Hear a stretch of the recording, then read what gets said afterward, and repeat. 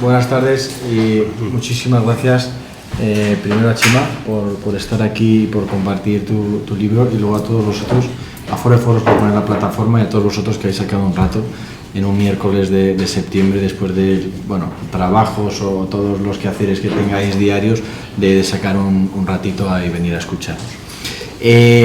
Voy a empezar con una historia, y es una historia que todos hemos vivido, ¿no? Después de un día largo como puede ser el de hoy, recibimos una llamada y es alguien que dice: oye, vamos a tomarnos una cerveza. De repente todo se paraliza y sabes que la cerveza es la excusa para hablar, para conocer a la persona que hay detrás, para compartir. Y eso es igual en España, en África y en cualquier parte del mundo, ¿no? La cerveza es universal, es algo relativamente cercano, que no entiende clases sociales, y es fácil de elaborar.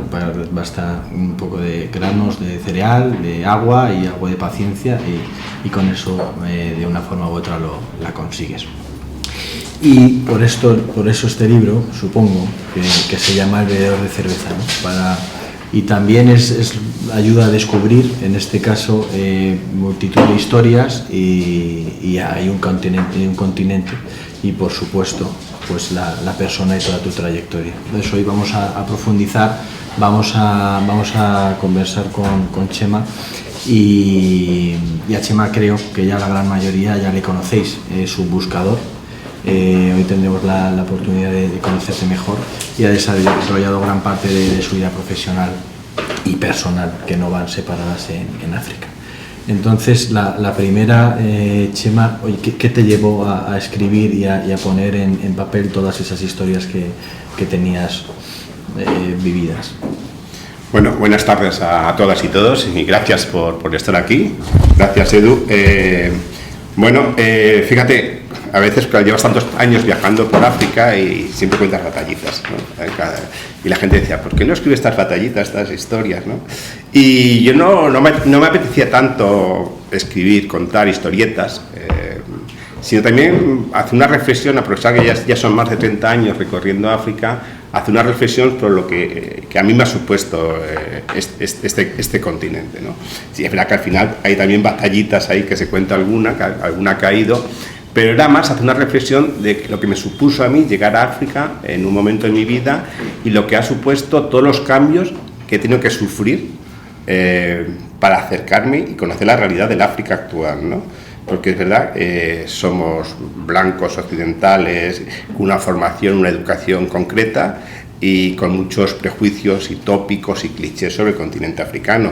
La literatura, el cine, las películas de Tarzán, Memorias de África, todo esto pues al final nos va creando unos imaginarios sobre África, que llegas allí al continente y te das cuenta que no son verdad. Y es como vas desmontando estos clichés para poder llegar a la realidad de este continente, ¿no? Y eso también es una de las cosas que me gustaba más contar, más eso, siguiendo mi propio proceso, que contar esas batallitas que la gente me pedía. Bueno, pues vamos a desmontar esos clichés. Yo he intentado extraer del libro 7-8 apartados de economía, de demografía, de tradiciones, de historias personales tuyas, pero la primera pregunta es: ¿quién se ha leído el libro? Vamos a hacerles... ¿Alguien ha visto ahí algún libro en la mesa? Yo compro rápido. Comprar. Vale. Vamos a ayudar y esperemos que os entren ganas de comprarlo y de leerlo al completo. Entonces, ¿qué hace un hombre como tú en un lugar como ese? ¿Cómo descubriste hace tantos años que ese era tu lugar? Bueno, yo llego un poco por casualidad. Podía haber llegado a cualquier parte del mundo. Yo había estudiado en ese momento, estaba en Estados Unidos haciendo un máster de Derechos Humanos y Resolución de Conflictos, porque yo había estudiado antes Derecho aquí en Madrid y otros estudios personales, y estoy allí buscando trabajo.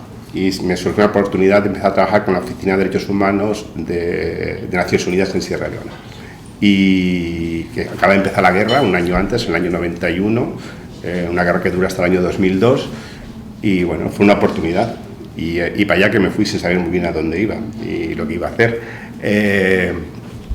Y después pues me fui reenganchando con estos proyectos, y al final pasé casi 20 años en Sierra Leona.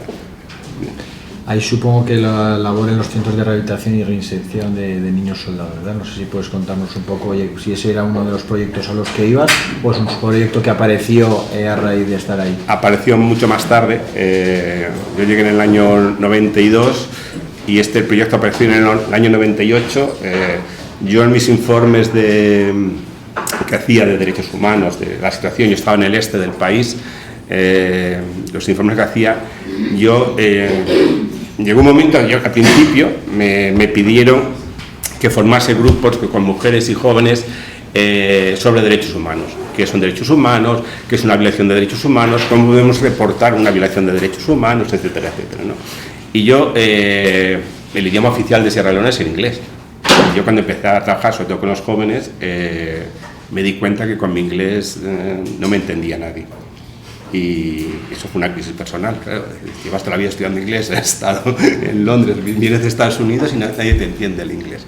Entonces, claro, la realidad es que la mayoría de la gente no habla inglés allí, aunque sea el idioma oficial. Y lo que la gente suele hablar es criollo, una lengua criolla, que es una mezcla de inglés con lenguas locales, etcétera, etcétera. Y lo que hice fue pararme y ponerme a estudiar esa lengua. Y entonces, como la hablaba ya, llegó un momento que la hablaba bastante bien. Tenía la suerte de poder pasar las líneas, llevaba tiempo en esa zona, entre el ejército y los rebeldes, para ver un poco lo que estaba pasando detrás de las líneas rebeldes, y siempre en los puestos de control, en los checkpoints que ponían los rebeldes y el ejército, pero sobre todo los rebeldes, se veían muchos niños soldados, niños que te metían ahí un arma, un lanzagranadas más grande que ellos por la ventanilla del coche, drogados y que no se podía hablar con ellos. Los adultos siempre pues se podía bromear un poco, ya te conocían, bueno, pero con los niños era imposible, ¿no? Y yo informaba sobre esto. ¿Cómo un blanco se gana la confianza, un blanco en los años 90 se gana la confianza de los dos bandos, de los rebeldes y del pueblo? Pues porque llevaba tiempo, porque me conocían, porque hablaba con unos y otros, ya sabían quién era y las noticias, además era prácticamente el único blanco que estaba en esa zona y ya todo el mundo sabía que era un blanco, nunca mejor dicho, ¿no? Y eso, bueno, pues hacía que hablando con unos y otros, bebiendo cerveza, y sobre todo vino de palma en esa época, que en esa zona no había mucha cerveza, vino de palma sobre todo, pues vas creando amistades, vas conociendo gente, vas pidiendo, oye, me gustaría saber lo que pasa por ahí, voy a ir a saludaros y poco a poco vas abriendo puertas. ¿Y el proyecto lo creaste tú? ¿Ese proyecto viste la necesidad de los niños y esa... Bueno, yo había informado sobre esto y yo pensaba que estos niños estaban perdidos, que nunca se podrían rehabilitar, nunca me lo planteé como tal. Yo antes decía, hay muchos niños soldados que en los puestos de control, imaginamos que en los campamentos hay muchos más, ¿no? Y entonces todo eso se debe a una mujer, a Grasa Machel, no sé si he oído hablar de ella, porque a mí me da mucha rabia cuando esta mujer hizo un informe sobre la situación de los niños en África en el año 96, y todo el mundo la conoce como la cuarta mujer, la última mujer de Nelson Mandela, y ella es importante por sí misma, por todo lo que ha hecho y sigue haciendo por las mujeres y los niños de África, ¿no? Ella hizo un informe, fue la primera vez que se habló de estos niños en la guerra, y ella planteaba que estos menores se pudiesen rehabilitar, reinsertar en la sociedad. UNICEF tomó el reto y en ese momento en Sierra Leona, en plena guerra, decidió hacer un experimento. Y fue cuando me llamaron. A mí me llamó UNICEF para poner en marcha este primer proyecto, fue un proyecto pionero, y fue así como comenzó el proyecto, un poco sin saber muy bien lo que íbamos a hacer, porque no teníamos ningún referente y no sabíamos qué podía pasar con estos chavales. ¿En qué consistía? ¿Qué hacíais en ese día a día? ¿Encontrar a los niños? ¿Les dabais algún tipo de educación? ¿Cómo conseguíais los recursos? Bueno, era un proyecto bastante complejo. Aprendimos mucho de prueba y error al principio y al final nos dimos cuenta que el proyecto que creamos, que se está replicando hasta ahora en distintas partes de África sobre todo, ¿no? Que es donde ha funcionado esto. Ahora estoy haciendo una consultoría para gente en el norte de Mozambique, también con menores soldados, que hay un problema muy fuerte, y me di cuenta que se plantea lo mismo que planteábamos en el año 98-99 en Sierra Leona, y es un proyecto donde los chavales, chicos y chicas, puedan dejar fuera toda la violencia que han vivido, y eso se necesita tiempo, tienen que sentirse seguros, tienen que darse cuenta que no hace falta pelear para conseguir la comida, para conseguir un lugar de dormir, y sobre todo que hablen, que hablen, que saquen fuera esa experiencia que han vivido.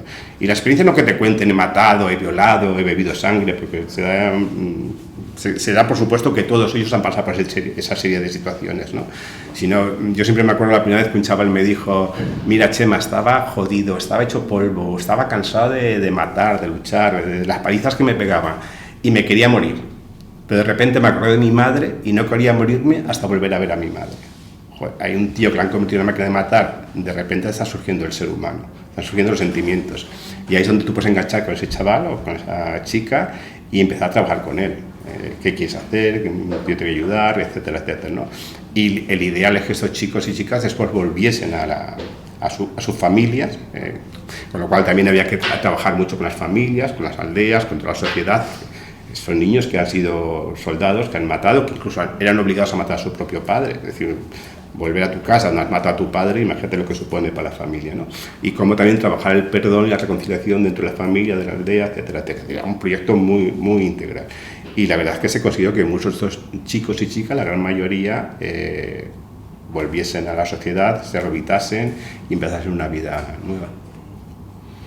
Supongo que tendrás decenas de miles o cientos de historias personales, recordarás nombres de todo tipo de historias de este proyecto y de otros que haya. No sé si quieres contar una historia concreta o quieres que hablemos de otra cosa.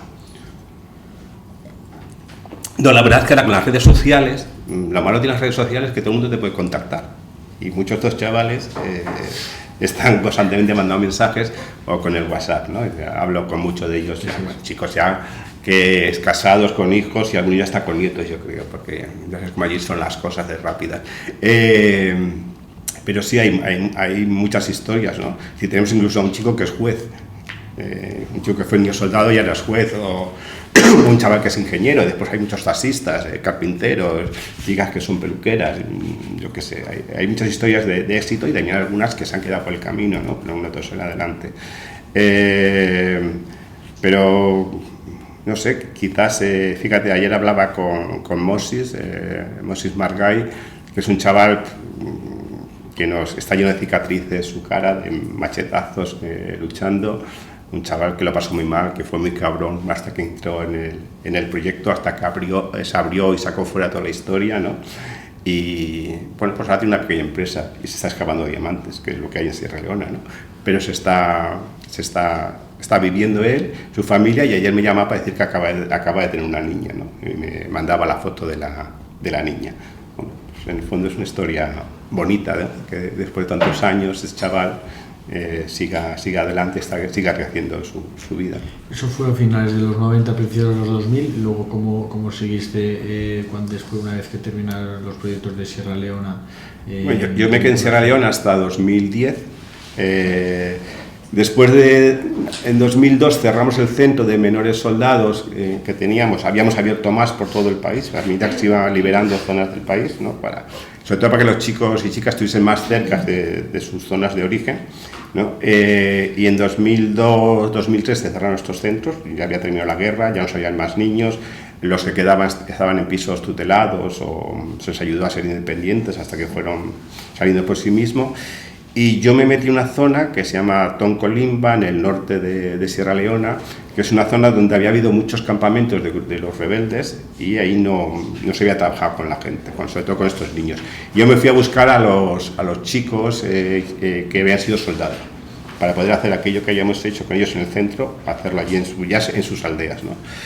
Y me fui para allá y bueno, la primera era identificarlos, saber quién eran, encontrarlos y esto. Entonces de repente me di cuenta, claro, esto empieza todo con un balón, ¿no? Pues con un balón empiezas a jugar al fútbol, empiezas a traer a los chavales y me di cuenta que no podía trabajar solamente con los niños soldados. Están viviendo en comunidades y había niños que habían sido soldados y niños que habían sido sus víctimas. Y si trabajabas solamente con un grupo, estabas discriminando al resto, a las víctimas de estos verdugos.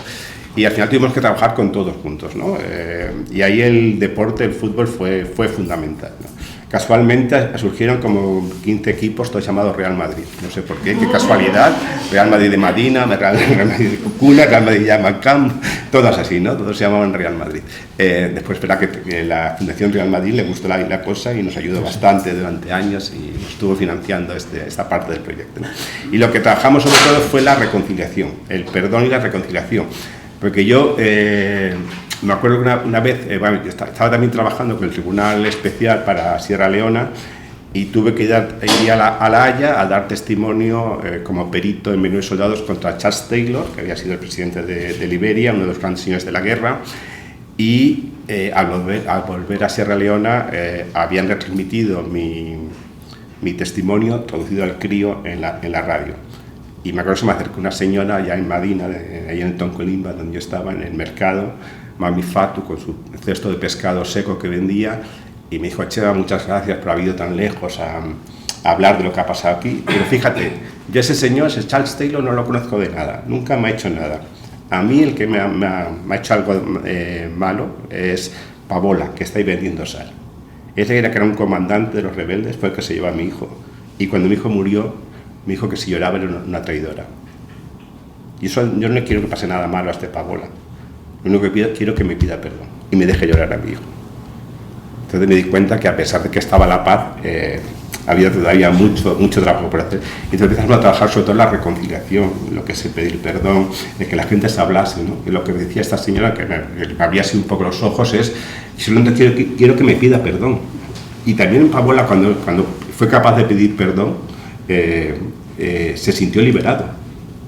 Decía, porque me siento perdonado también, ¿no? Bueno, pues ese fue un trabajo, yo creo que muy bonito, pero que a mí me desgastó mucho. Supongo que hablas del perdón desde un punto de vista completamente agnóstico. No sé si la religión tenía algo de presencia en vuestra misión. En este caso, no, es el perdonar. ¿No? Independientemente, Pavola era musulmán, Mami Fatu era musulmana, en las zonas estas conviven musulmanes cristianos sin ningún problema, en familias mixtas. No había un elemento religioso, quizás más un elemento tradicional, porque utilizábamos las formas tradicionales de ceremonia, de pedir perdón, que existen en todas las culturas africanas, y es la que utilizábamos, ¿no? Los ritos tradicionales de perdón. Llevando al tema de la religión, ¿cómo ha marcado, ¿no? Y cómo sigue marcando el día a día del continente? No sé si tú has visto incluso dentro de África un contraste tremendo de las distintas, de cómo marca la religión el día a día de estos pueblos allí donde tú has estado, ¿no? Y cómo profundamente está por encima de casi cualquier cosa. Bueno, África es evidentemente religiosa. No se puede entender África, por muy moderna que pueda ser, sin la religión. Musulmana, cristiana o sobre todo y tradicional. Porque en el fondo muchísima gente que se confiesa cristiana o musulmana siguen practicando muchos de los ritos de las religiones tradicionales africanas, ¿no? El respeto a los antepasados, los cultos a los antepasados, etcétera, etcétera, ¿no? El acudir a los curanderos, hechiceros, como queramos llamarlos, cuando tienes algún problema es muy normal. Y yo pues en el libro dedico parte al tema de la religión, ¿no? Y hago mucho hincapié en un fenómeno que a mí me parece muy interesante y que es muy novedoso en África, que es el de las iglesias neopentecostales. Las iglesias neopentecostales, que son esas iglesias, para que os hagáis una idea, son las ideas de los telepredicadores estadounidenses, ¿no? Es gente que de repente tiene una inspiración divina y monta su iglesia, y las hay de todo tipo, ¿no? Algunas más cercanas son todas cristianas, evidentemente, todas hablan de Jesús. Hay algunas que son más cercanas a la tradición africana, otras que niegan todo lo que tenga que ver con la realidad africana. Están muy financiadas por iglesias de Estados Unidos, y eso sí que está suponiendo una revolución ahora mismo en muchas partes de África. Primero porque es una forma distinta de entender la religión. Las iglesias cristianas tradicionales siempre han predicado la pobreza como una virtud. Ellas predican que Jesús era rico y que si eres pobre es porque eres un pecador. Y entonces, si estás pecando, tienes que pedir perdón para ser rico, porque Dios tiene muchos millones para ti, etcétera, etcétera, ¿no? Y son estos famosos, ahora entre la lista de los hombres más ricos de África, hay 10 predicadores, 10 pastores africanos, la mayoría nigerianos y de Kenia, me parece que son, ¿no? Porque son auténticos imperios económicos y el dinero que mueve esta gente, ¿no? Son aquellos que viajan en helicóptero o en mitad de la ceremonia. Yo me gusta mucho cuando puedo acercarme a estas ceremonias, a estas iglesias, primero porque la música es genial. Ahora ha surgido un nuevo estilo de música que está teniendo mucho éxito y ya está, la podéis encontrar en las plataformas de música, que es el afro-gospel, que es música religiosa, que son auténticos conciertos, y entonces que es mucho más divertida con una misa católica con el latín por medio y esas cosas, ¿no? Y todo el mundo bailando y gritando, y después hay posesiones de espíritus, curaciones, saltos, bueno, es todo un festival, ¿no? Es muy divertido, ¿no? Pero también es por entender un poco todo eso que está pasando en África, ¿no? Y muchas veces pues son iglesias que se están diciendo no tienes que romper con la familia, tienes que romper con la tradición, etcétera, etcétera, ¿no? Están rompiendo las raíces de la sociedad africana. Yo creo que es un fenómeno, no sé a dónde irá a parar todo esto, pero ahora mismo es algo muy potente en muchas partes de África. Por lo menos es una vía, ¿no? de intentar prosperar, de crear riqueza, de emprender, que ahora vamos al emprendimiento y el emprendimiento femenino, ¿no? Que es lo que creo que está ahora mismo cambiando África. Pero te preguntarte si tú tienes alguna religión, supongo que es el Gabola, ¿no? Que lo estaba buscando, no lo tenía escrito.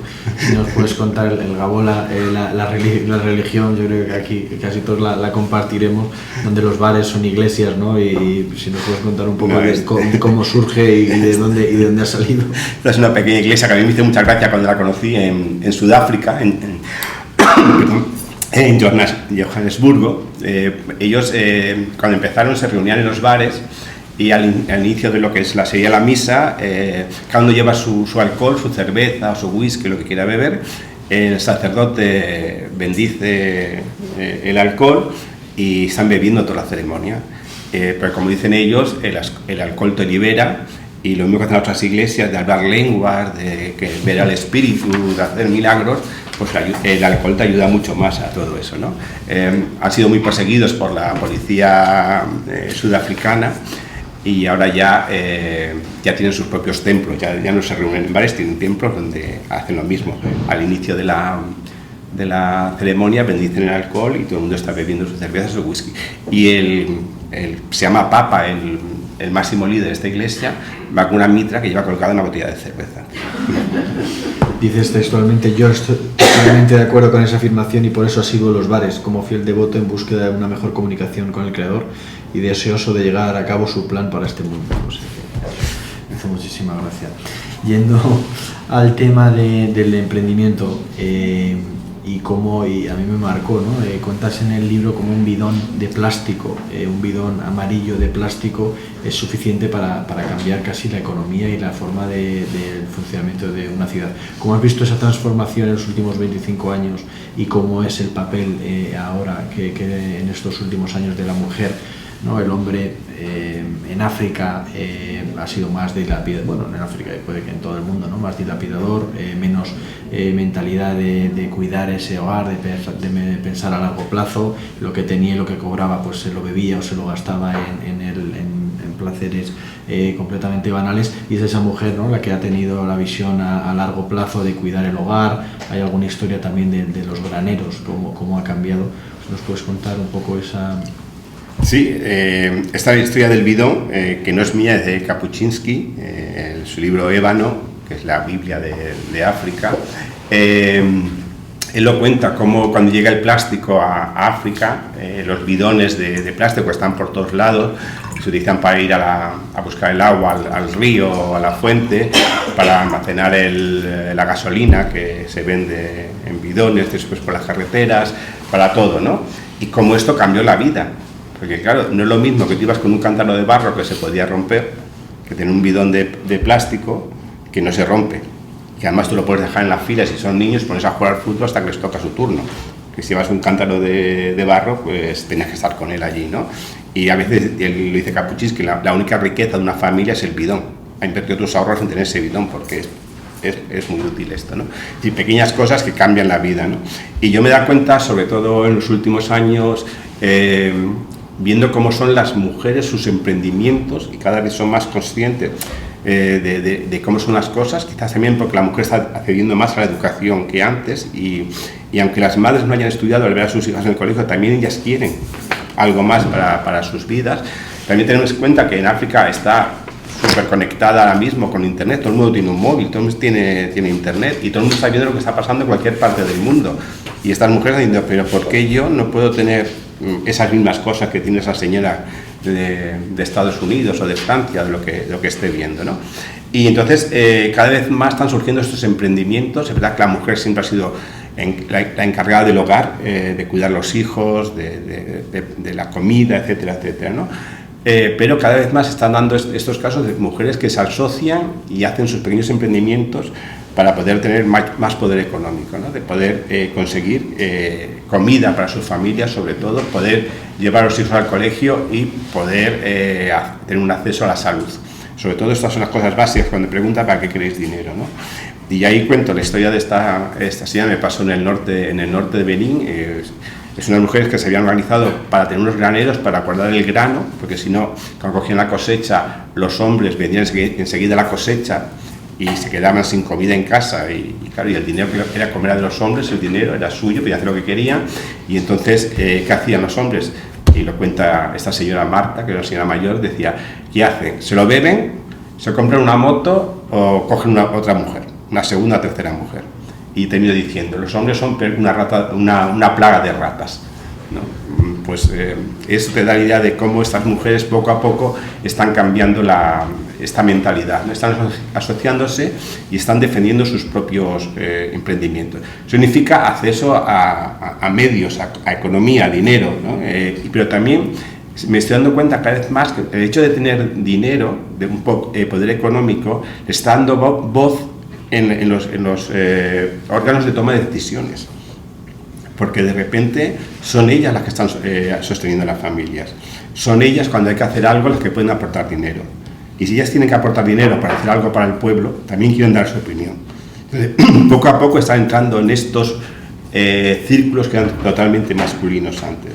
Y esto yo creo que es una pequeña revolución. Por eso digo que las mujeres son las que están haciendo la verdadera revolución de África junto con los jóvenes, ¿no? Son las que están cambiando las cosas de verdad. Y la realidad es que el disparador para que eso suceda es la educación, ¿no? Mencionas cómo la educación os hará libres. En este caso no es la verdad os hará libres, sino la educación os hará libres, y como a mayor educación las posibilidades de organizar algún tipo de casamiento o de decidir el futuro sobre esa mujer es fundamental. No sé si has trabajado en algunos de los proyectos, han sido como eje la educación, y nos puedes contar algo de cómo esa educación está transformando estos países. Sí, por supuesto. Mira, la educación es me decía una enfermera hace ya muchos años que el hecho de que una mujer sepa leer, aunque sea básicamente, muy básicamente, puede salvar la vida de su hijo. Dices, aquí me viene una mujer y el niño tiene diarrea, le digo, tienes que hacer un suero en casa y tienes que echar 4 cucharadas de sal y 2 de azúcar, se lo escribo. Si esa mujer sabe leer, cuando llega a su casa va a saber que son 4 de sal y 2 de azúcar, y no 4 de azúcar y 2 de sal. Si lo hace bien, el niño se salva; si lo hace mal, el niño muere. Simplemente eso supone que esta mujer pueda salvar la vida de sus hijos. Como la educación supone un paso para estas mujeres. Pero es que también las mujeres que estudian son aquellas que se oponen a matrimonios infantiles, a la mutilación genital femenina, a que sean ciudadanas de segunda, etcétera, etcétera, ¿no? Este cambio que está dándose en África, sobre todo en las ciudades donde la mujer tiene más acceso a la educación, y no solamente educación primaria, que ya en muchos países, en la gran mayoría de los países, se ha conseguido unas tasas muy altas de educación primaria. Perdón, es que también están llegando ya en muchos números a la educación secundaria y a las universidades, ¿no? Cada vez hay más mujeres en las universidades y más mujeres que están ocupando puestos de responsabilidad en empresas y otros sitios, ¿no? Y entonces esto está haciendo que las cosas vayan cambiando muy poco a poco, pero están cambiando, ¿no? Y sobre todo las mujeres están entrando en política. Antes era un mundo muy masculino en África. Masculino y de ancianos. porque siempre los jefes, los sabios son los ancianos del pueblo, y eso también se transmitía a la política. Al principio hablabas de Ruanda, y por ejemplo Ruanda es el parlamento del mundo que tiene más mujeres, el porcentaje de mujeres más alto, por ejemplo, ¿no?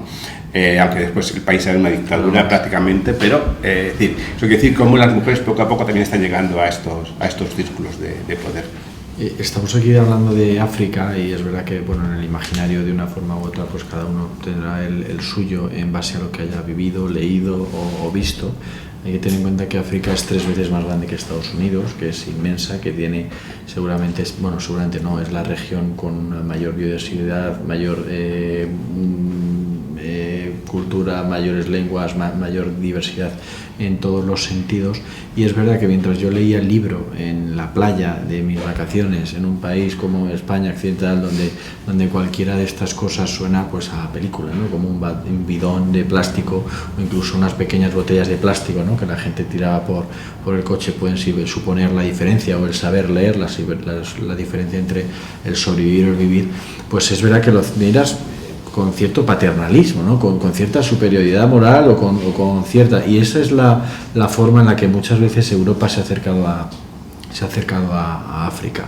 Decías que hasta que los leones no tengan historiadores, pues la historia siempre la contará el cazador, ¿no? Y la historia pues de África la ha contado Europa, y pues eso es lo que nos ha llegado, salvo que traspasemos esa barrera. ¿Cómo ves o cómo crees que has visto, cómo de equivocados estamos en esta parte del colonialismo histórico desde Europa, y cuáles son las cosas que más te marcaron una vez que tú profundizaste en lo que es el conocer el África de verdad, en toda la diversidad que tiene? Porque supongo que no hay un África, sino hay infinitos Áfricas. Claro, date cuenta que África siempre ha sido contada, como bien dices, por los blancos, y para justificar su papel en África siempre han tenido que decir que los africanos no tienen cultura, vamos a civilizarlos, no tienen religión, tienen espíritus, creencias, sus dioses no son dioses, son espíritus, por eso se habla de animismo en vez de religión tradicional africana,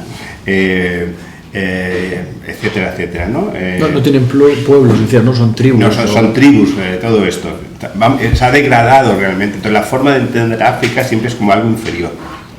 África es el corazón de las tinieblas, donde la gente se mata entre sí, son caníbales, son salvajes, es gente, si no vamos los blancos a ayudarles, a civilizarles, esta gente no sale adelante. Y eso se ha mantenido prácticamente hasta ahora.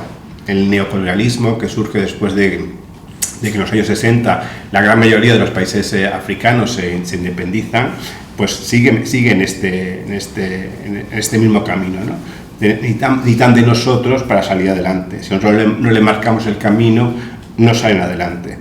Y fíjate, Francia sigue todavía manteniendo el franco CFA, que lo controla el Banco Central francés, que los países africanos no pueden decidir sobre esta moneda, y me parece que son 17 países del África occidental, lo que fue la África francófona, los que siguen utilizando esta moneda, y es Francia la que les dice las que cuándo pueden devaluar, qué tipo de planes económicos pueden hacer, etcétera, etcétera, ¿no?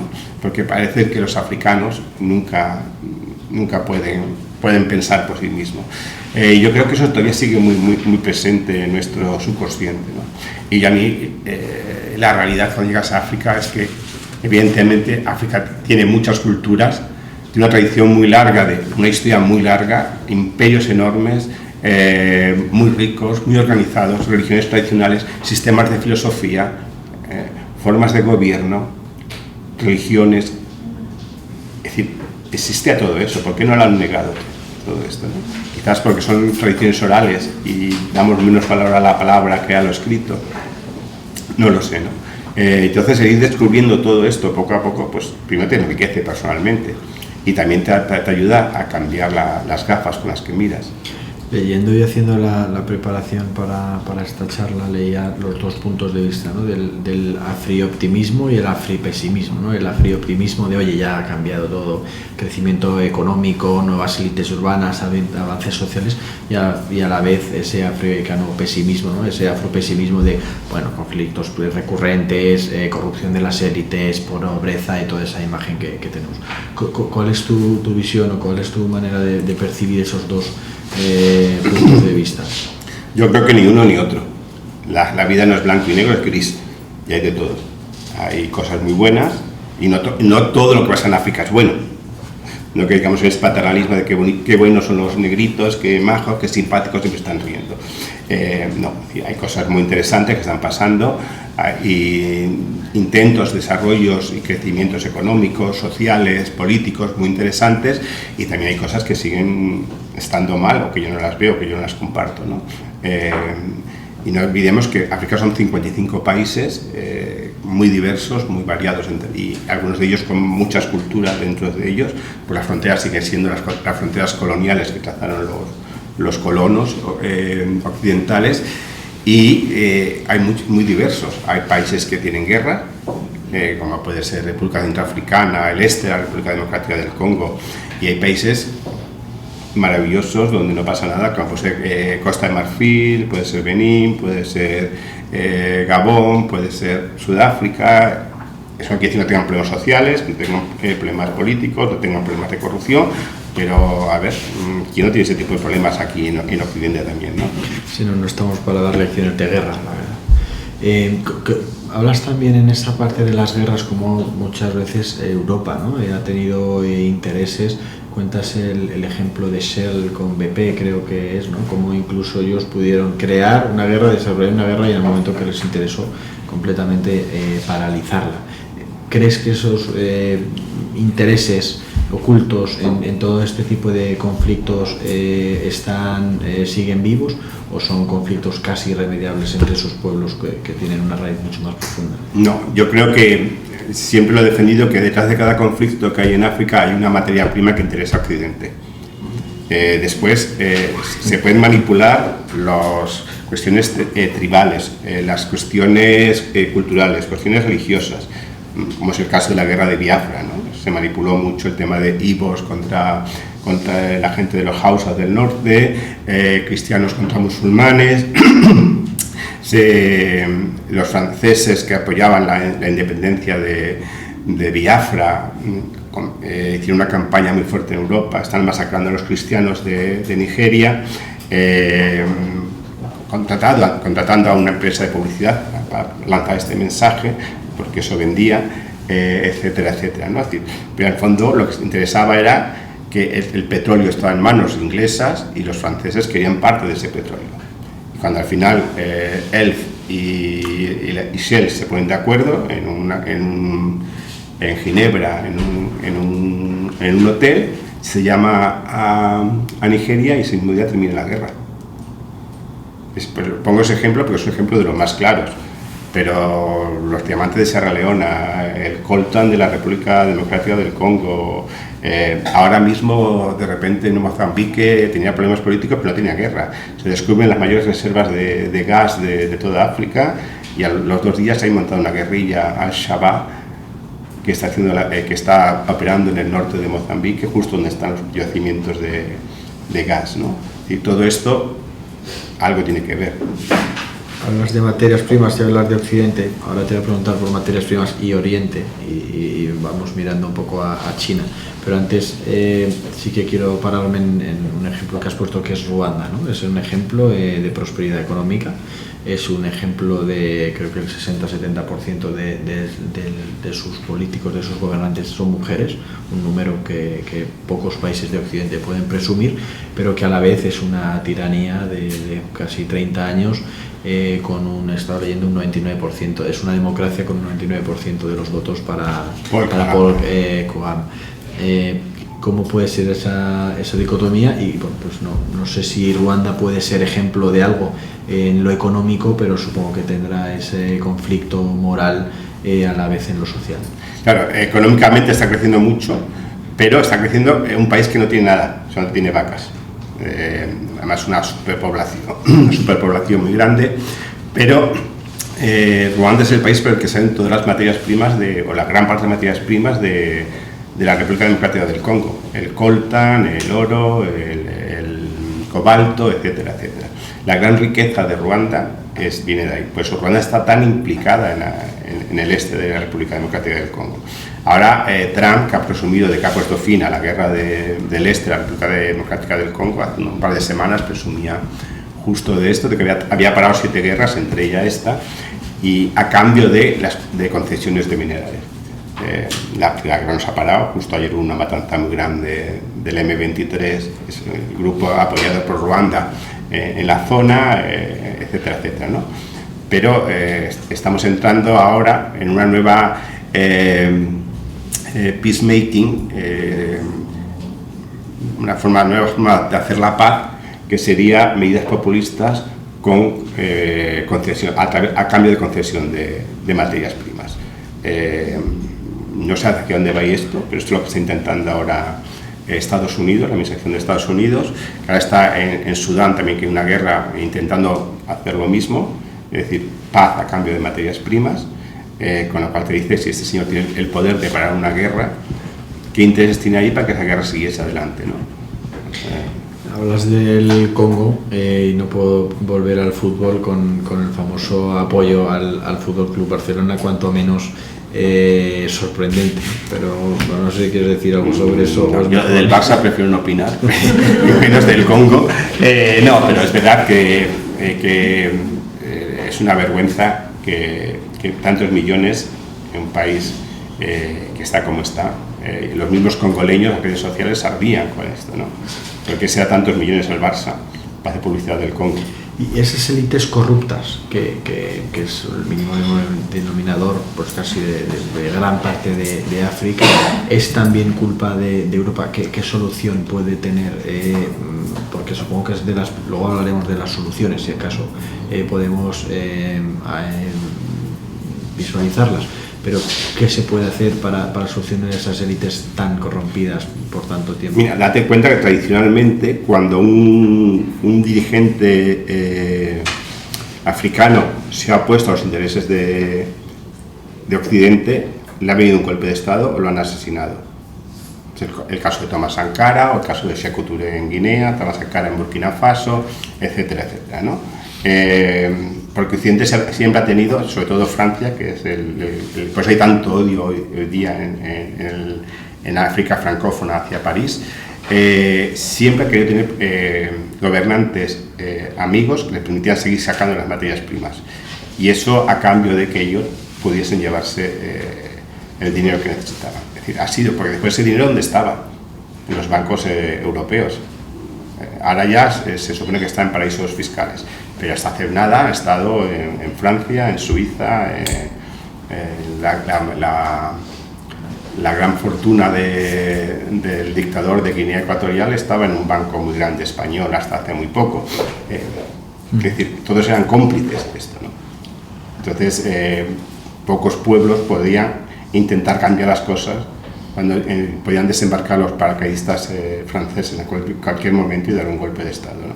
Ahora las cosas están cambiando. Países como Malí, Níger o Burkina Faso han tenido los golpes de Estado militares, son golpes de Estado, con lo cual yo no los apoyo, pero han tenido mucho soporte popular y han roto con París, están haciendo las cosas distintas. Por ejemplo, las minas de uranio de Níger, el 80% del uranio de Francia, de las centrales nucleares de Francia, venía de Níger.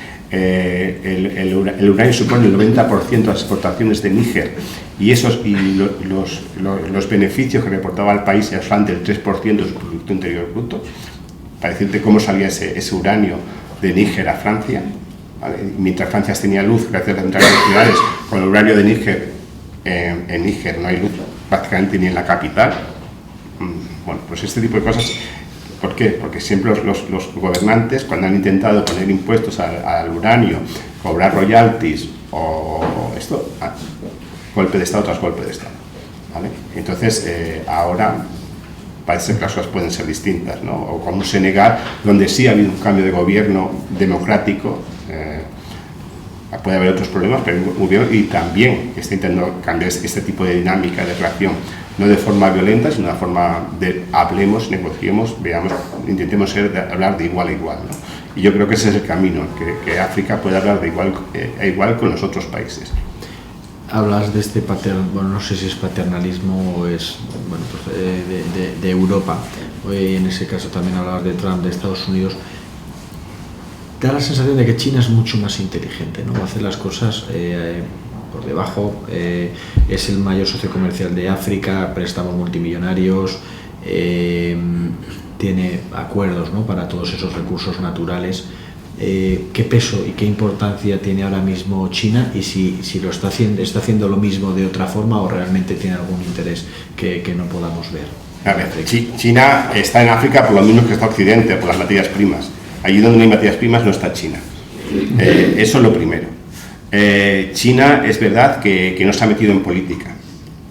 He llegado, quiero esto, y a cambio de préstamos, de infraestructuras, etcétera, etcétera. ¿Vale? Que de las infraestructuras son para poder sacar sus materias primas. Y a veces tengo las carreteras que lo que van es a las minas, de las minas a los puertos, o ferrocarriles para que puedan, pero son infraestructuras, ¿no? Y eso ha supuesto que de repente a los países occidentales les salga un competidor. Ya no son las empresas occidentales las que tienen que hacer las obras públicas, ya hay chinos que las están haciendo por menos precio. Y eso ya ha sido un palo para Occidente. ¿Qué pasa? Que la prensa occidental habla muy mal de China, porque es el gran competidor de Occidente. Es el primero, porque después de China ha llegado Turquía, ha llegado la India, ha llegado los países del Golfo, y también están en esto, ¿no? Y ahora últimamente Rusia. Pero es que China tiene una cosa, tiene dos cosas. Una primera, que no tiene un pasado colonial en África, que no pesa.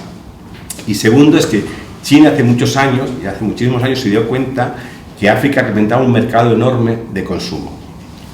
Y que los productos occidentales eran muy caros, que no se podían, los africanos no se los podían permitir, mientras que los productos chinos eran mucho más baratos. Otra cosa es la calidad, pero eran mucho más baratos y los africanos se los podían permitir. Y de repente los mercados africanos se llenaron de productos chinos por todos lados. Y gracias a China, pues una familia puede tener una televisión, un aire acondicionado, una moto. Yo quería comprar una moto con esta en Serrana, me costó $15.000, y una moto china costaba $1.000. Entonces, mucha gente podía acceder a una moto, ¿no? Y África está llena de motos, hay motos por todos lados. Es el medio de transporte. Es decir, de repente eso también ha permitido y ayuda también al crecimiento de la clase media, de que una familia pueda tener un mínimo de comodidad. Ha sido entender mucho mejor esa forma de entenderse, de relacionarse con África, de lo que lo ha tenido Occidente. Yo creo que en ese sitio ha sido más lista. Va por lo mismo, sin meterse en política, pero al final consigue lo mismo. Ahora es muy normal por África que te saluden con mi hao, para decir hasta qué forma llega la presencia de China en lugares muy y te puedes llegar a un pueblo remoto, perdido, y te puedes encontrar un restaurante chino. Y dices, ¿qué hace aquí un restaurante chino? Seguro que hay oro, diamantes o madera que sacar por aquí. Yendo a la demografía, y por poner tres datos, la población de África está esperada que se duplique en 2050. El 80% de ese incremento vendrá en los núcleos urbanos, lo que supone retos de vivienda, de empleo, de servicios. Ya hemos dicho que tiene 3 veces el tamaño de América. La demografía que tenemos en Occidente, y no se libra casi ningún país, incluido también algunas partes de Oriente como Japón, es la que es. Cómo África puede absorber, duplicar la situación que está, con un PIB per cápita muy por encima de los niveles mundiales. ¿Cómo puede suponer eso duplicarse con esas tasas de demografía en tan solo 20-25 años? Eso es uno de los grandes retos que tiene África. Además, date cuenta que la población africana es eminentemente joven. Países donde la media de edad son 18 años, 19 años, 22 lo máximo, ¿no? Y con unas tasas de...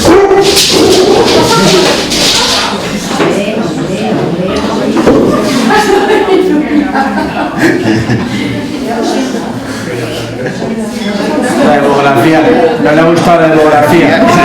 Cambiamos de pregunta.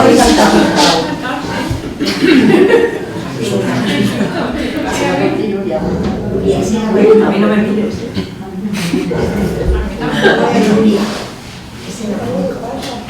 Bueno, la demografía, Chema. Sí, decía que ese es el gran reto de África hoy, sobre todo por la juventud y porque y el gran desempleo juvenil que existe, que es uno de los grandes problemas del continente. ¿Será un bono demográfico o una bomba de relojería? Yo creo que va a ser una bomba, porque sobre todo muchos gobiernos no están preparándose para esto. Saben que va a venir. Las ciudades africanas tienen unos retos muy grandes, pues de agua, de electricidad, transporte y de recogida de móviles, recogida de residuos, etcétera, etcétera. Y África no está preparándose para esto. Se está mirando mucho fuera de África buscando soluciones en algunas ciudades. Y yo ahí lo critico porque creo que las soluciones de África tienen que venir desde África y no de fuera del continente. Y creo que África tiene gente preparada para encontrar esas soluciones. Ya que estamos en confianza y casi es la penúltima reflexión antes de abrir el micrófono a toda esta gente que ha venido a verte y escucharte, quiero hablar de Mami Wata. Mami Wata. De Mami Wata. ¿Qué quieres saber de ella? Quiero saber todo. Quiero saber tu experiencia. Que nos hagas primero, que nos cuentes primero, oye, quién es Mami Wata y tu experiencia que hayas podido tener y qué consecuencias ha tenido eso en tu día a día. Claro, es que si lo cuento la gente no se va a leer el libro. No, hombre, pero yo creo que hay... No voy a destripar el libro. No vas a destripar el libro. Justo ayer estaba en una presentación de un libro y una de las presentadoras lo destripó al principio y nos quedamos todos como diciendo, bueno, menos mal que ya me había leído, pero dice, joder, bonita, no sé qué has venido, parecía la enemiga del escritor, ¿no? Pero no, Mami Wata es la diosa de las aguas. Y es curioso porque el nombre Mami Wata, que sería en crío, yo lo aprendí en Sierra Leona la primera vez, Mami Wata, mami de madre de las aguas, Mami Wata, como se dice en crío, ¿no? Pero este nombre se repite por toda África prácticamente, Mami Wata. Lo encuentras en Congo, lo encuentras en Angola, lo encuentras en muchas partes de África. Y ahí doy ejemplos, sobre todo de escritores, porque yo cito, el libro está lleno de referencias de autores, de escritores africanos, para que ellos pongan voz también. Y de ahí una cosa muy curiosa de esta señora que vive en el agua, que es blanca, curiosamente, es la única divinidad africana que es blanca, vive en el agua y puede dejar regalos cerca de la orilla y si no se encuentra puede hacerse rico. Pero también de vez en cuando se lleva gente. Esa gente después aparece al cabo del tiempo pues en una playa o por ahí lejos, ya muerta, evidentemente. Y yo tuve un encuentro con ella, y es lo que cuento. No voy a dar los detalles. Bueno, estás aquí. Sí, con lo cual no me llevo. No sé si eres rico. No me llevo y no soy rico. Ella venía a ayudarme, pero no. Hicimos un pacto y bueno, y el pacto lo estamos cumpliendo hasta ahora. Entonces yo, desde entonces, yo digo, se quedó con mi corazón, no soy capaz de amar, y segundo, que no me puedo bañar. Yo que siempre me ha gustado mucho la natación, pues desde entonces no he vuelto a meterme en un río, ni en un mar, ni en una piscina, porque fue lo que le permití. Y antes de... Bueno, y los detalles están aquí todos, bueno, no sé si alguien quiere hacer alguna pregunta. Bueno, muchas gracias, Chema y Eduardo. A mí me ha encantado, me gusta muchísimo oír hablar de África. Y yo lo que quería preguntarte es, en este momento, Chema, ¿cómo ves tú el posible desarrollo? Que has dicho desde África misma, pero ¿qué tipo de desarrollo? Claro, yo lo que siempre digo es que yo no tengo las soluciones. No, yo soy un observador. Has trabajado mucho últimamente, estos últimos años, en muchas soluciones. Sí, pero yo creo que es África la que tiene. Yo creo que ahí lo digo y lo repito hasta la saciedad en el libro, que mujeres y jóvenes son los que están buscando estas nuevas vías, estos nuevos caminos, esta nueva forma de hacer las cosas y de enfrentarse a estos problemas desde dentro de África, ¿no? Y yo creo que por ahí va la solución de África. Que sean los africanos, los mismos africanos, aunque se equivoquen, todos tenemos derechos a equivocarnos y a volver a empezar. Pero yo creo que por ahí va el futuro. Y lo que estamos viendo, las historias que contamos ahí en el libro, se contó de emprendimientos de mujeres, de algunos emprendimientos de jóvenes, etcétera, etcétera. Yo creo que eso son muestras de que las cosas se quieren hacer distintas, ¿no? Y yo creo que por ahí es por donde irá el desarrollo, aunque el desarrollo es una palabra que tiene muchas aristas, pero bueno, digamos, el cambio, me gusta más hablar de cambio que de desarrollo, el cambio de África. Irá a través de estas iniciativas. Sí, a mí me impresionó cuando visitamos lo del grupo de Carité, que eran las mujeres, pero me impresionó la dignidad que esas mujeres tenían. Y cómo resolvían por ellas mismas, pero sobre todo la dignidad y la diferenciación con aquellas que eran muy primitivas, que hablaban de cosas, no, como que habían adquirido un grado de cultura y de dignidad sobre todo. Pero las mujeres que se asocian, que crean estos emprendimientos, estas cooperativas, que se forman también, porque claro. Me está hablando del caso de Carité, son mujeres que han tenido que formarse. Es que Milagro, viajamos juntos a Benín hace algunos años, había unos proyectos y un proyecto de mujeres que transforma manteca de karité, etcétera, etcétera. Pero estas mujeres, para poder hacer esa manteca de karité, que después, con la cual elaboran después pues jabones, cremas, y ya venden mucha fuera de Benín, han tenido que formarse en el tiempo para conseguir los estándares para poder exportar ese karité, ¿no? Eso también, el hecho de, aunque sean mujeres que no saben leer ni escribir y además de un grupo bastante marginado y una zona muy, muy perdida, eso les da una dignidad y sobre todo un empoderamiento, ¿no? Que esa palabra no termino de entender muy bien lo que significa, pero un empoderamiento, se sienten poderosas y saben que es algo distinto, ¿no? Y yo creo que eso mismo le da cada vez más fuerza para enfrentarse a otros retos. Yo creo que eso es lo importante, ¿no? Es empezar, es como una bola de nieve que va rodando y cada vez se hace más grande. Ese pequeño empuje inicial lo que va haciendo que estas mujeres cada vez se enfrenten a más cosas y quieran más. Empezarán con el karité, después empezarán con los huertos, no tenemos escuela cerca, vamos a construir una escuela para nuestros hijos, etcétera, etcétera, etcétera, ¿no? Yo creo que eso para mí, yo creo que eso es lo que está marcando un poco el camino, la diferencia. Me gustaría preguntarte, ¿cuáles son las razones que llevan a que África, además África en general, viva esta situación de pobreza? Porque, como sabes, la pobreza existe, las aldeas existen, la violencia existe. Digamos que el hombre blanco lleva decenas de años enterrando ingentes cantidades de dinero, tanto públicas como privadas, misioneros, y sin embargo cambia muy poquito. Y por lo que hablas tú de los cambios, son cambios mínimos, son cambios en el tú a tú prácticamente. Claro. Hace un momento decías que África tenía su visión religiosa y su propia filosofía. Y quería preguntarte si por esa filosofía, es decir, ¿es su manera de entender la vida lo que les ha llevado a esta situación? No, yo creo que no. Yo creo que no. Yo ahí lo digo claramente en el libro, que ningún país del mundo se ha desarrollado gracias a la cooperación. Se ha desarrollado gracias a inversiones y a emprendimientos. Y hasta ahora he estado buscando y no hay ningún país del mundo que se haya... y la cooperación ayuda a personas concretas, lo digo ahí, a casos concretos. Estamos hablando de estas mujeres, pequeños proyectos, grandes proyectos, hay proyectos enormes. Ahora uno de los grandes problemas de USAID, la gran agencia de cooperación estadounidense, que hacía muchísimo bien en muchas partes del mundo, pero yo en África, que la he conocido, en lucha contra enfermedades olvidadas, proyectos de agricultura enormes, etcétera, etcétera, todo eso ha hundido y gente está pasando hambre porque no tiene esas ayudas.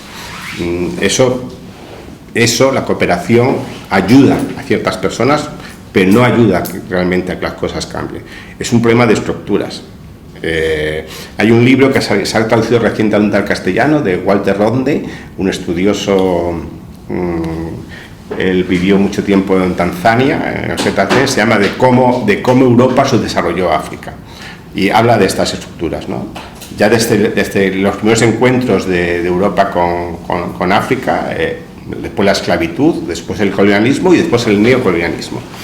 África no ha podido desprenderse del yugo de Occidente, no ha podido tomar sus propias decisiones, no ha podido equivocarse siquiera. Y entonces eso hace que África las cosas no cambien. He puesto el ejemplo de Níger con el uranio de Francia. Francia tiene luz, Níger no tiene luz. Níger produce el uranio, Francia se beneficia de ello. Pero la responsabilidad en tu opinión es externa, es decir, no es una responsabilidad del propio pueblo africano. No es totalmente inocente. Yo creo que ahora, cuando la gente está pudiendo hacer cosas distintas, está intentando hacerlas distintas. Pero hasta ahora creo que no se la ha dejado hacerlas. Bueno, es una opinión discutible, sí, evidentemente, pero es como yo lo veo. ¿Y su filosofía creativa, mi primera pregunta, puede tener algo que ver su manera de entender la vida, su posición en la tierra? Bueno, primero hay muchísimas filosofías, porque son muchos pueblos y muchas culturas. Hay pueblos muy distintos y con posicionamientos muy distintos, antagónicos incluso, ¿no? En su forma de ser. Pues gente que es más... Hay pueblos que son muy derrochadores, pueblos que son muy tacaños, si quieres, es decir, podría ser, ¿no? Es verdad que hay algo que quizás caracteriza mucho a muchos pueblos africanos, que es el fatalismo. Es decir, todo viene de Dios. Desde una muerte es porque Dios ha querido, hasta me ha tocado loterías porque Dios ha querido, o me compro unos pantalones gracias a Dios. Pero eso también lo hemos tenido aquí, ¿no? Todo era gracias a Dios. En mi pueblo todo era gracias a Dios. ¿Cómo estás? Bien, gracias a Dios. Gracias a Dios.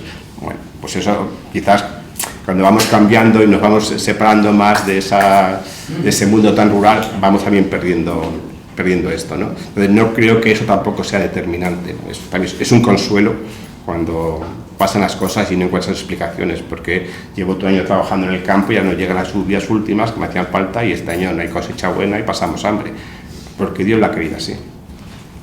Bueno, pues a lo mejor es que había que organizarse y hacer las cosas de otra forma, pero bueno, sí, ese fatalismo puede que tenga algo que ver, pero no creo que sea determinante. Sí, yo quería decir, entiendo que también tendrá que ver que igual tiene que ver también con Occidente, que muchos de esos países están gobernados por dictaduras corruptas que tampoco permiten que su propia gente se desarrolle, ¿no? Claro, eso tiene mucho que ver, es decir, un país como, vamos a poner un país que es el único país que habla castellano-español en toda África, Guinea Ecuatorial, ¿no? Por ejemplo. El señor Obiang Nguema lleva 40 y tantos años en el poder. El yate que tiene su hijo Teodorín, que es como le llaman, que es el vicepresidente del país además, cuesta mantenerlo al año más el doble de lo que es el presupuesto de educación del país. Y es un país riquísimo en petróleo. Está saliendo millones de ese país. Todo ese dinero está yendo fuera. En este caso, pues echar culpa que hay una corrupción enorme, que el dinero no está, que podía... Eso sí, si vas a la parte continental de Guinea Ecuatorial, han hecho unas autovías enormes de la selva vacías, pues enormes autovías, y están construyendo una ciudad ahí, donde se supone que es el pueblo de los Nguema, unas torres, unas avenidas. Dice, ¿y esto para qué? Hay todo vacío, pero dice, parece que están haciéndose como su propio pueblo en plan Nueva York. Pero eso es corrupción, evidentemente. Pues tú vas Bata mismo, Malabo, la capital, y los barrios están, y cualquier persona que protesta, que dice algo, España, Torrejón de Ardoz está llena de los líderes opositores de Guinea, porque van a la cárcel allí o desaparecen, y había una investigación internacional que se ha parado, porque no se puede llegar a más pruebas de cómo la policía secreta guineana se ha cargado a varios líderes de la oposición aquí en Madrid. Entonces, ahí sí quizás a lo mejor por decir, oye, hay una dictadura, pero ¿quién está sosteniendo esa dictadura? ¿Quién está comprando el petróleo guineano? ¿Quién está apoyando cada vez que hay un golpe de Estado, ¿quién calla en esto, ¿no? Porque ¿quién está beneficiando quién está sacando el petróleo de Guinea? ¿Qué compañías, qué gobiernos están beneficiándose? ¿Qué países reciben todo este dinero que sale de Guinea? Etcétera, etcétera. Pero que el dinero salga de Guinea a Europa o a Occidente no tiene por qué decir que Europa sea el culpable, ¿no? Supongo que ellos el dinero está saliendo todo a paraísos fiscales ahora mismo, porque ya no es como antes que venía a Europa. Lo que digo es quién está permitiendo que compañías europeas estén extrayendo ese petróleo, estén pagando su soborno. Es decir, ¿qué parte de culpabilidad también hay en todo esto? Eso a mí me hace la pregunta que muchas veces me ronda, que Europa tiene mucha culpa, en efecto. ¿Y crees que hay algún tipo de cambio, por pequeño que sea, en la actitud de Europa para liberar un poco ese yugo constante sobre África? ¿No? ¿Se va a seguir igual o peor? Yo creo. Vamos a tener una crisis ahora, pues menos momento para encima andarnos con contemplaciones, ¿no? Yo creo que no, es decir, no hay voluntad, porque hay mucho lo que está en juego. De hecho, hay esto que se dice que a Europa le gusta África, pero sin los africanos.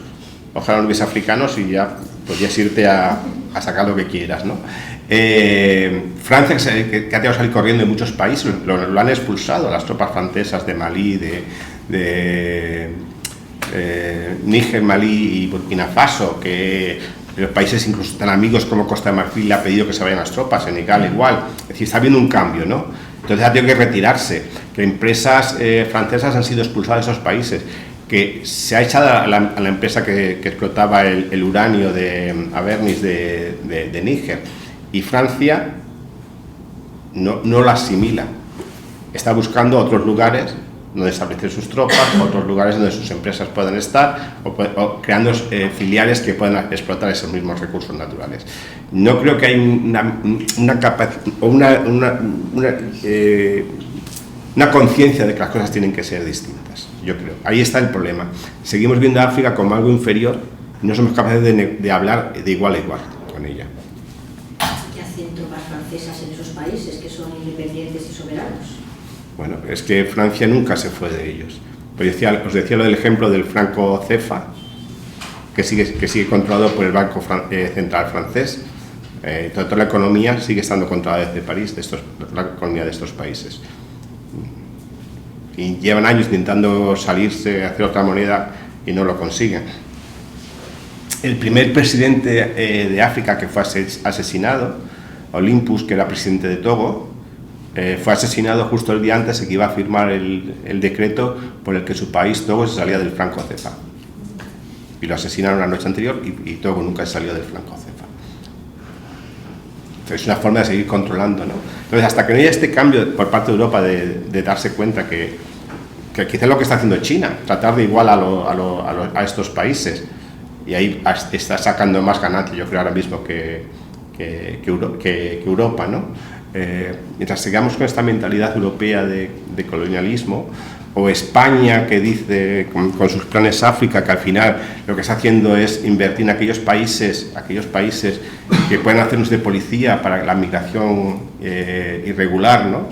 Mauritania, Senegal, etcétera, etcétera, o aquellos países donde hay intereses españoles, como la flota pesquera de Mozambique, que son los países prioritarios para España.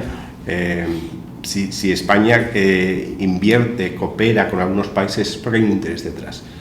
Siempre es por eso, no porque pensamos que hay una razón de justicia o de igualdad.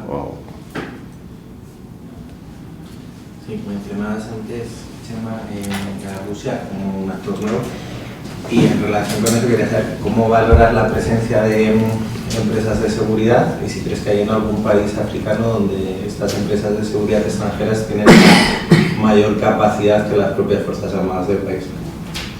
Bueno, esto es un tema, ya no son empresas de seguridad, ya lo que hay ahora, Wagner, que era la que llegó al Sahel, ha desaparecido como tal, ya son los cuerpos africanos, dependiendo del Ministerio de Defensa ruso directamente, es decir, como una rama del ejército ruso. están haciendo auténticas barbaridades en el Sahel. Hay una investigación de Jen Affrick que se llama la habitación roja, donde puedo acceder a este chat, donde los soldados rusos que están en la zona son auténticas bestialidades de violaciones, de amputaciones, de masacres que cometen ellos en estos países. Es decir, y se supone que están ahí para parar luchar contra el yihadismo, pero el yihadismo sigue avanzando cada vez más en estos países y no están poniendo fin a este problema.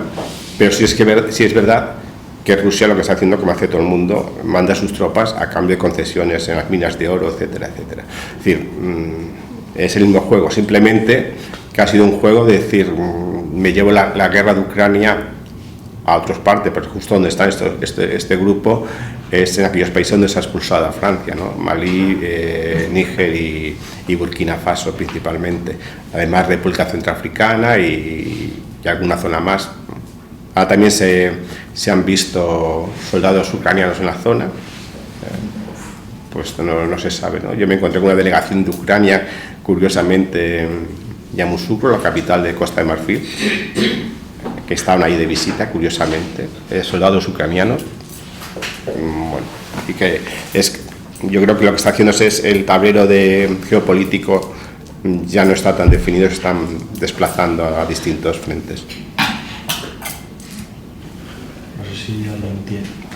Pero yo quiero cambiar el tema. Has comenzado hablando, Chema, es un placer estar aquí, de prejuicios de Occidente, Memorias de África, se ha muerto Robert Redford.